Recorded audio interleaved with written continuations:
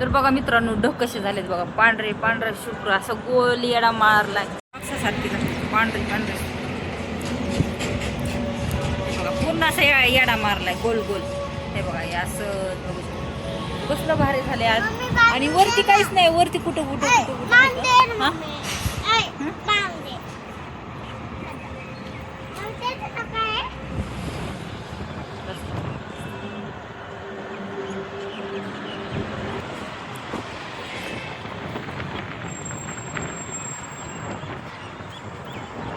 हा आई कुठं काढ बरं असं.